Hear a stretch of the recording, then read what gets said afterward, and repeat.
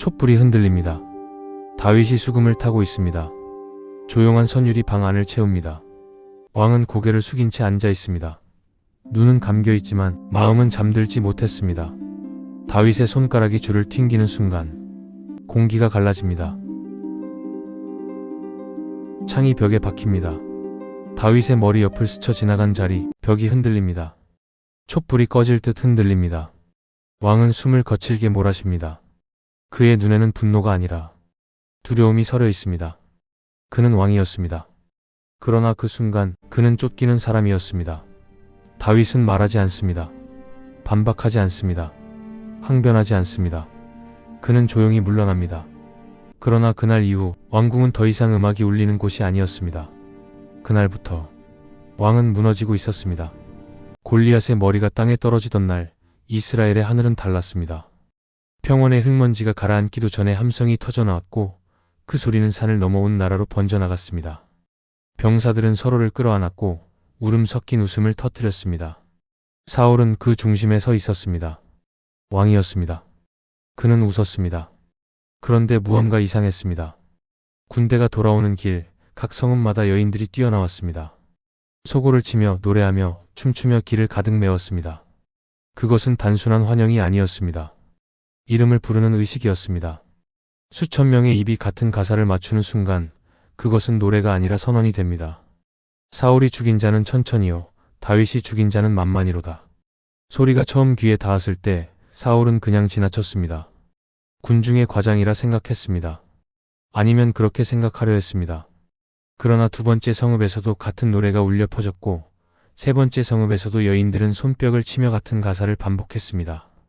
네 번째, 다섯 번째. 성읍마다 그 노래는 이미 기다리고 있었습니다. 사울의 표정이 굳었습니다. 그는 말을 멈추지 않았습니다. 미소를 거두지도 않았습니다. 왕은 계속 앞을 바라봤고 행렬은 계속 이어졌습니다. 그러나 그의 눈동자 안에서 무언가가 서서히 꺼지기 시작했습니다.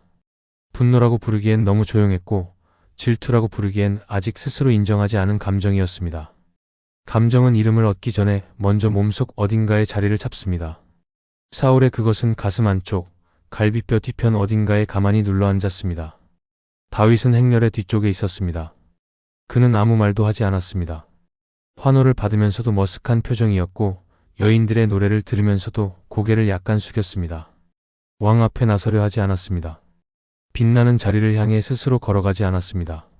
그는 그냥 자기 자리를 지키고 있었습니다. 그것이 더 문제였습니다. 사울에게 다윗의 겸손함은 위협이었습니다. 야망이 있는 자는 경계하면 됩니다.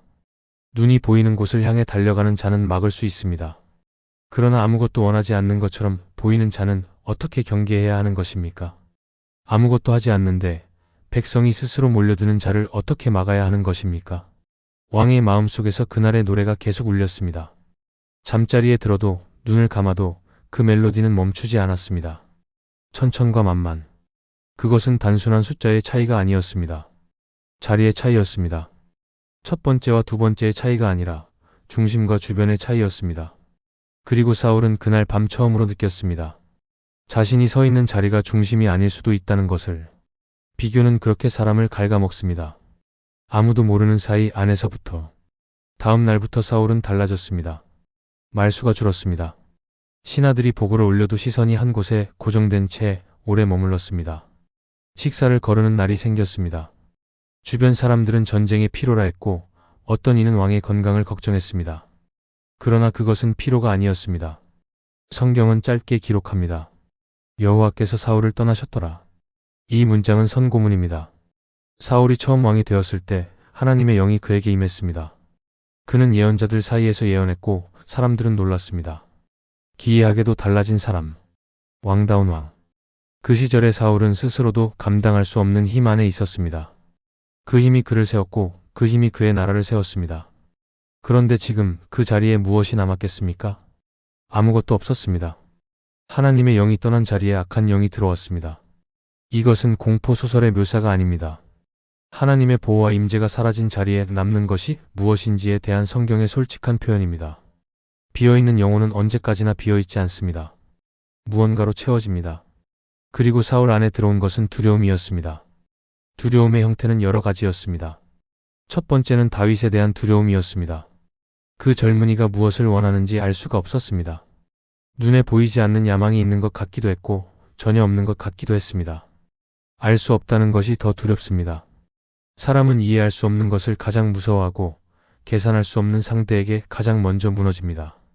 두 번째는 백성에 대한 두려움이었습니다. 그들이 이미 노래를 불렀습니다. 마음이 이동하고 있었습니다. 아직 행동으로 나타나진 않았지만 그 씨앗은 이미 뿌려졌습니다. 사울은 그것을 느꼈습니다. 왕이란 백성의 마음을 읽어야 하는 자리인데 지금 그 마음이 서서히 다른 곳을 향하고 있었습니다. 어디로? 뒤쪽 행렬에서 조용히 고개를 숙이고 걷던 그 청년에게로. 세 번째는 하나님에 대한 두려움이었습니다. 이것이 가장 깊은 것이었습니다. 하나님이 나를 떠났다면 하나님은 다른 누군가와 함께 계신다는 뜻입니다. 그 누군가가 다윗이라면. 이 생각이 사울을 밤마다 흔들었습니다. 자신이 버림받은 자라는 감각. 한때 선택받았던 자가 이제는 버림받았다는 것. 그것은 교만했던 자에게 찾아오는 가장 깊은 공포입니다. 아무것도 없는 빈손을 내려다보며 언제까지나 한때의 충만함을 기억해야 하는 형벌. 사울은 다윗을 더 가까이 두기로 했습니다. 가까이 두면 통제할 수 있습니다. 지켜볼 수 있습니다. 그는 다윗을 군의 지휘관으로 세웠습니다. 매일 그를 불렀고 곁에 두고 관찰했습니다. 그러나 가까이 둘수록 두려움은 오히려 더 커졌습니다. 다윗은 어디를 가든 성공했습니다. 어느 전장에서든 이겼습니다. 어떤 임무를 맡겨도 살아 돌아왔습니다. 여호와께서 그와 함께 계심이라는 말이 신하들 사이에서 조용히 돌았습니다. 그 말을 듣는 사울의 귀가 어떠했겠습니까? 여호와께서 그와 함께 계신다. 더 이상 나와 함께가 아니라. 사울은 매일 눈으로 그 사실을 확인해야 했습니다. 자신을 떠난 것이 다른 사람에게 임한 것을 가장 가까운 자리에서 날마다 지켜봐야 했습니다. 그것이 사울에겐 가장 깊은 형벌이었습니다. 다윗은 침묵했습니다. 그는 알고 있었겠습니까? 사울의 눈빛이 달라지는 것을, 왕의 표정이 자신을 향해 굳어가는 것을 아마도 알았을 것입니다. 사람은 자신을 향한 저기를 어느 지점에서는 느끼게 됩니다. 특히 같은 공간에서 매일 마주치는 사람이라면. 그러나 다윗은 아무 말도 하지 않았고 아무 행동도 하지 않았습니다. 그는 그냥 자기 자리에 있었습니다. 그것이 다윗을 복잡하게 만드는 부분입니다. 다윗은 영웅이 아니었습니다. 적어도 그 자신은 영웅처럼 행동하지 않았습니다. 그는 사울이 왕이라는 사실을 끝까지 잊지 않았습니다. 하나님이 기름 부으신 왕. 그 사실이 다윗의 모든 행동의 경계를 만들었습니다. 나는 이 왕에게 맞서지 않는다. 내가 옳더라도, 내가 더 많은 지지를 받더라도 나는 이 왕에게 손을 들지 않는다. 다윗이 지키고자 했던 선은 바로 그것이었습니다. 그래서 다윗은 오히려 더 충성했습니다. 보내는 곳마다 나갔습니다. 사울이 원하는 임무를 수행했습니다. 전장에서 이기고 돌아와서 보고했습니다.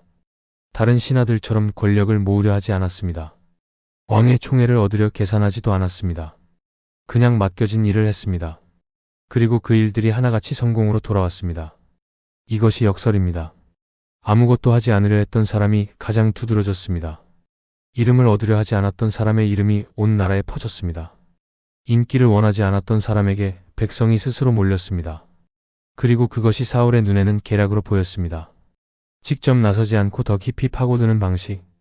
겸손을 가장한 야망으로 보였습니다. 한번 의심의 눈으로 보기 시작하면 모든 것이 증거가 됩니다.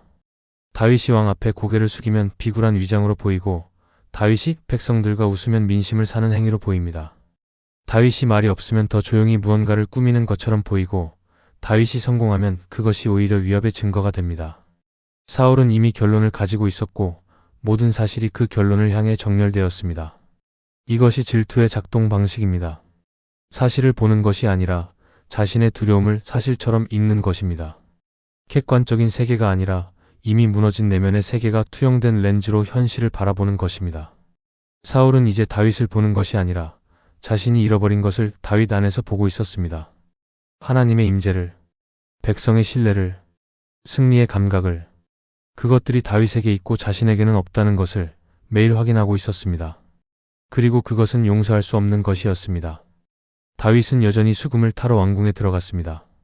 사울이 괴로울 때 불러들이는 음악가로서 그는 여전히 왕 앞에 앉았습니다. 현을 짚는 손이 흔들리지 않았습니다. 음악이 흘러나왔고 사울의 얼굴이 잠시 풀렸습니다. 그러나 그것은 잠시뿐이었습니다. 음악이 사울을 달래는 것 같으면서도 어느 순간 그 음악이 다윗의 것이라는 사실이 다시 사울을 조여왔습니다.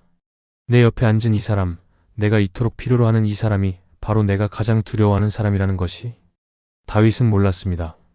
그 음악이 언제부터인가 왕에게 쉼이 아니라 고통이 되어가고 있다는 것을. 그날 밤도 사울은 괴로웠습니다.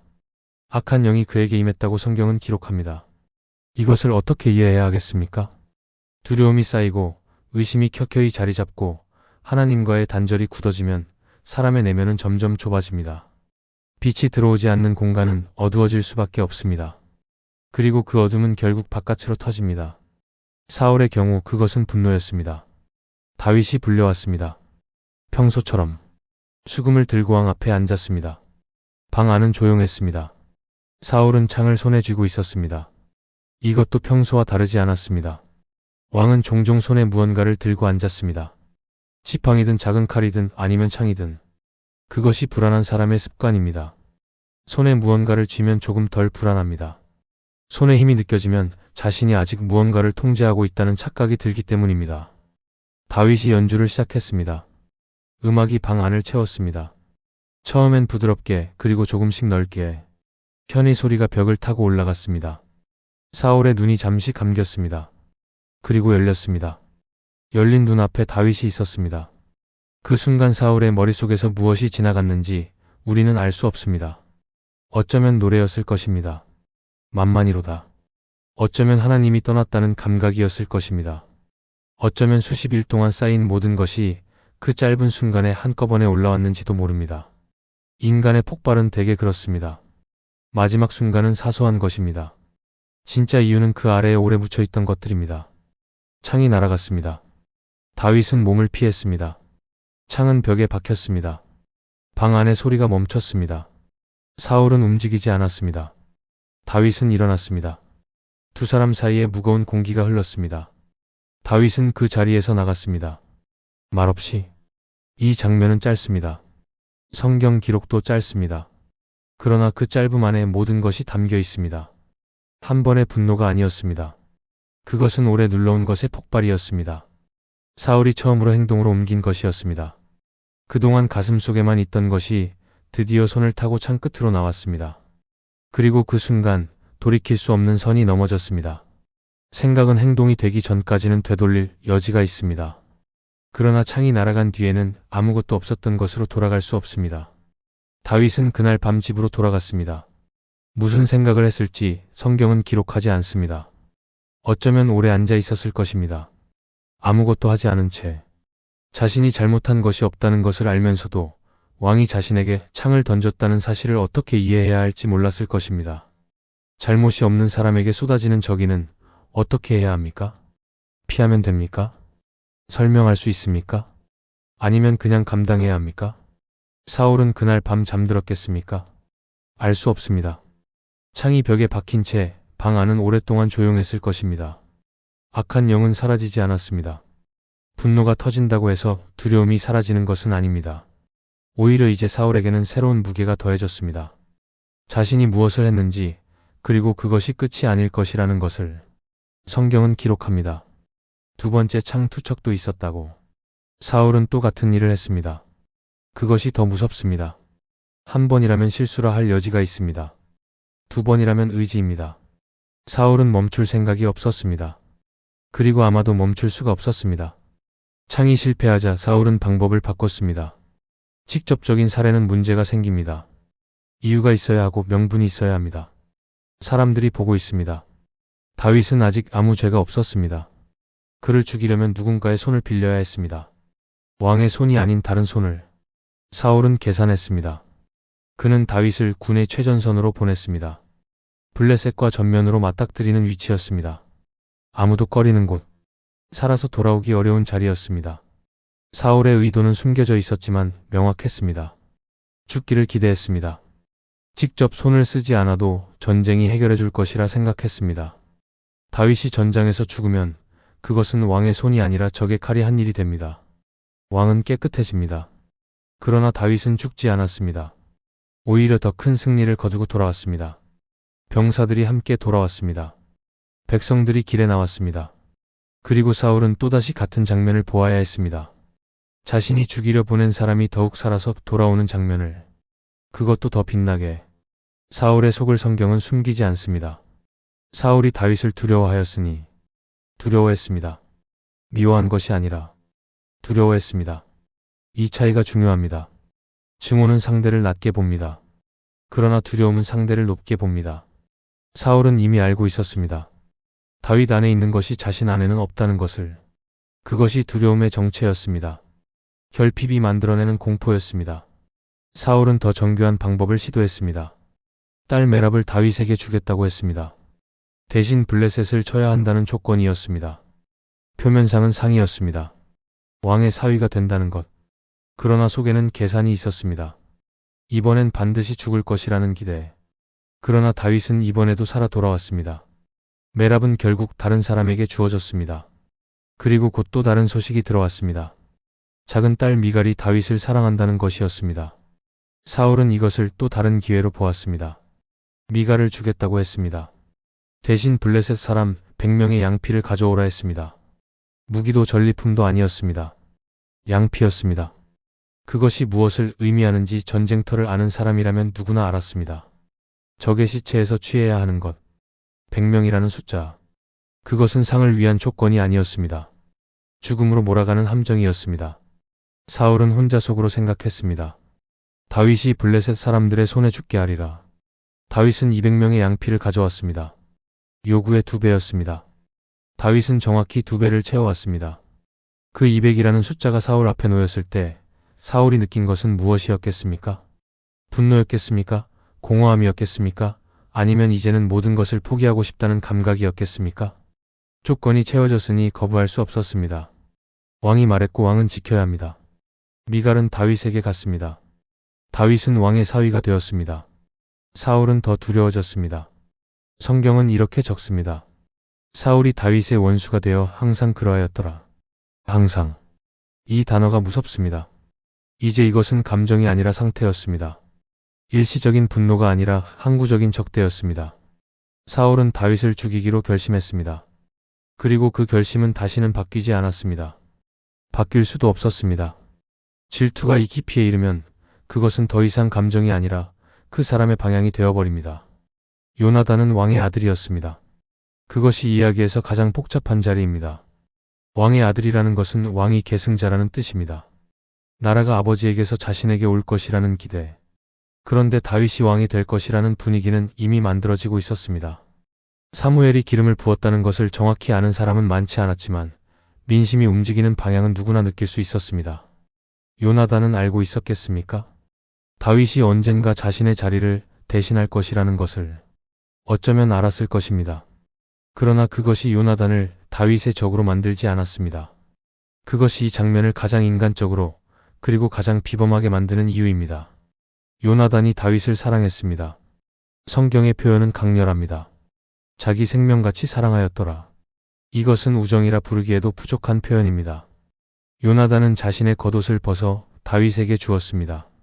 전투복을, 칼을, 활을, 띠를. 이것은 단순한 선물이 아니었습니다. 왕자가 자신의 왕족 표식을 벗어 다른 사람에게 준다는 것. 그것은 자신의 지위를 내려놓는 상징적 행위였습니다. 내가 가진 것을 마땅히 내가 가져야 할 것으로 인정하는 행위였습니다. 요나단은 아버지 사울이 다윗을 죽이려 한다는 것을 알았습니다.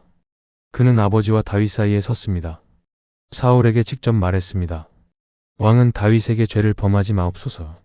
그는 왕께 아무 죄를 범한 것이 없고 그의 행위가 왕께 심히 유익하였나이다. 아버지 앞에서 아버지의 잘못을 말하는 것, 왕 앞에서 왕의 결정에 이의를 제기하는 것, 이것은 용기가 필요한 일이었습니다. 무기를 들고 적 앞에 서는 것과는 다른 종류의 용기였습니다. 가장 가까운 사람에게 가장 불편한 말을 하는 용기였습니다. 사울이 일시적으로 듣는 것처럼 보였습니다. 맹세했습니다. 여호와의 살아계심을 두고 맹세하노니 그를 죽이지 아니하리라. 그러나 이 맹세가 얼마나 오래 갈 것인지 요나단은 경험으로 알고 있었을 것입니다. 아버지가 어떤 상태인지를, 그 맹세가 얼마나 쉽게 깨질 수 있는지를. 요나단의 선택이 결정적으로 드러나는 것은 두 번째 위기에서였습니다. 사울이 또다시 창을 던진 이후 다윗이 피해서 요나단에게 왔습니다. 무슨 일이 일어난 것인지 물었습니다. 나는 무엇을 잘못했는가? 나의 죄가 무엇인가? 목숨이 위협받는 자의 질문은 이렇습니다. 억울함보다 먼저 자신을 돌아봅니다. 그것이 다윗의 방식이었습니다. 요나단은 다윗의 편에 섰습니다. 이것은 쉬운 선택이 아니었습니다. 자신의 아버지가 왕이었습니다. 아버지의 나라가 언젠가 자신의 나라가 될 수도 있었습니다. 그러나 요나단은 다윗을 선택했습니다. 피가 아니라 언약으로, 혈연이 아니라 신뢰로. 두 사람은 언약을 맺었습니다. 다윗이 왕이 되면 요나단의 집안을 해치지 않겠다는 약속이었습니다. 요나단은 다윗이 왕이 될 것임을 인정하며 그 언약을 받았습니다. 이것이 어떤 크기의 선택인지 잠시 생각해 보시기 바랍니다. 요나단은 자기 아버지의 적이 결국 왕이 될 것임을 알면서 자신이 그것을 돕고 있다는 것을 알면서 그 길을 걸었습니다. 왕위를 빼앗길 수 있는 사람에게 왕위를 내어주는 것을 스스로 돕는 아들. 그것이 요나단이었습니다. 질투가 왕의 집안을 무너뜨리고 있을 때 그 집안의 아들은 질투가 없었습니다. 그것이 요나단을 이 이야기에서 가장 조용하고 가장 선명하게 빛나는 인물로 만들어줍니다. 두 사람이 헤어지는 장면에서 성경은 담담하게 적습니다. 그들이 서로 입 맞추고 울었다고. 다윗이 더 슬피 울었다고. 이 눈물이 무엇인지 설명하지 않아도 느껴집니다. 다시 볼 수 있을지 모르는 작별이었습니다. 아니, 이렇게 만나는 것이 마지막 일 수도 있었습니다. 한 사람은 도망자가 되어야 했고 한 사람은 그 도망자를 보내는 왕의 아들로 남아야 했습니다. 사울의 명령이 내려졌습니다. 이제는 공개적이었습니다. 다윗을 죽이라. 신하들을 다윗의 집으로 보냈습니다. 밤새 집을 지키고 있다가 아침에 죽이라는 명령이었습니다. 더 이상 전쟁터를 이용하거나 다른 사람의 칼을 빌리지 않았습니다. 사울은 직접 명령을 내렸습니다. 그것이 사울이 얼마나 멀리 왔는지를 보여줍니다. 처음에는 가슴속 감정이었습니다. 그 다음에는 전장으로 보내는 계략이었습니다. 이제는 집 앞에 병사를 세우는 공개적 처형 명령이었습니다. 다윗의 집 앞에 사람들이 배치됐습니다. 밤이었습니다. 다윗은 집 안에 있었습니다. 미갈이 소식을 전했습니다. 당신이 오늘 밤에 생명을 구하지 아니하면 내일에는 죽이리이다. 미갈은 사울의 딸이었습니다. 아버지의 피를 이어받은 왕의 딸이었습니다. 그러나 그 밤 그녀는 아버지가 아니라 남편의 편에 섰습니다. 이건 역시 사울의 집안에서 일어나고 있는 일이었습니다. 왕의 아들도 왕의 딸도 이미 다른 곳을 향해 서 있었습니다. 미갈이 다윗을 창문으로 내려보냈습니다. 성경의 기록은 단순합니다. 그러나 그 단순함 속에 담긴 장면을 따라가 보시기 바랍니다. 밤의 어둠 속 집 밖에는 병사들이 배치되어 있습니다. 문은 막혀 있습니다. 창문만 남아 있습니다. 다윗은 그 창을 통해 아래로 내려갑니다. 왕궁을 드나들던 사람이 왕의 사위가 창문 하나를 통과하며 신분이 바뀌었습니다. 사위에서 도망자로, 환영받던 사람에서 쫓기는 사람으로. 그 경계가 창문 하나였습니다. 미갈은 드라빔을 침상에 놓았습니다.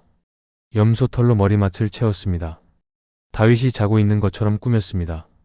아침에 병사들이 들이닥쳤을 때 미갈은 다윗이 아프다고 말했습니다. 시간을 버는 거짓이었습니다. 사울은 그 말을 듣고 침상을 통째로 가져오라 명령했습니다. 병사들이 방으로 들어갔습니다. 침상 위에는 드라빔과 염소 털만 있었습니다. 사울이 딸을 불러 물었습니다. 왜 나를 속였느냐? 왜 원수를 도망가게 했느냐? 미갈이 대답했습니다. 그가 나를 놓아 보내지 않으면 내가 죽겠다고 하였기 때문입니다. 이것은 사실이 아니었습니다. 다윗이 그런 말을 했다는 기록은 없습니다. 미갈은 아버지로부터 자신을 보호하기 위해 거짓말을 해야 했습니다. 왕의 딸이 왕인 아버지에게 거짓말을 해야 하는 상황. 이것이 사울의 집안이 어디까지 와 있는지를 조용히 드러냅니다. 질투가 만들어낸 균열은 전장의 칼이 만든 상처보다 깊었습니다. 그것은 가족을 분열시켰습니다. 다윗은 라마로 달아났습니다. 사무엘이 있는 곳이었습니다. 처음 자신이 기름 부음을 받았던 선지자에게로 달아간 것이었습니다. 이것은 의미 있는 방향입니다. 다윗이 달려간 곳은 권력이 있는 곳이 아니었습니다. 군사가 있는 곳도 아니었습니다. 하나님의 사람이 있는 곳이었습니다. 세상이 무너지는 느낌이 들 때 사람은 처음으로 돌아갑니다. 다윗에게 처음은 사무엘이었습니다. 하나님의 말씀이 있던 곳이었습니다. 왕궁은 이제 다윗에게 없는 곳이 됐습니다. 사울의 질투가 결국 여기까지 왔습니다. 가장 충성스러운 신하를, 전쟁마다 승리를 가져온 용사를, 자신의 딸이 사랑하는 남편을 왕궁에서 몰아냈습니다. 그리고 그 과정에서 사울이 잃은 것은 다윗 한 명이 아니었습니다. 아들 요나단의 마음, 딸 미갈의 신뢰, 신하들의 존경, 백성의 노래, 하나님의 임재. 그 모든 것이 이미 사라지고 있었습니다. 사울은 아직 왕좌에 앉아 있었습니다. 그러나 그 왕좌는 점점 비어가고 있었습니다. 다윗이 창문을 빠져나간 그 밤, 무언가가 끝났습니다. 이스라엘의 왕궁 안에서 가장 빛나던 것이 사라졌습니다. 수금 소리가 사라졌습니다. 음악이 사라진 곳에 무엇이 남겠습니까? 사울이 가장 두려워했던 고요함이 찾아왔습니다. 다윗은 도망했습니다. 쫓기는 사람이 됐습니다. 그러나 그것은 끝이 아니었습니다. 광야는 다윗을 만들어 갈 것이었습니다. 쫓기는 시간들은 시편이 될 것이었습니다. 고통은 언어가 되고, 언어는 노래가 되고, 그 노래는 수천 년을 넘어 지금도 우리 곁에서 불리고 있습니다. 밤의 탈출은 새벽의 시작이었습니다. 다만 그 새벽이 오기까지 아직 오랜 밤이 남아 있었습니다.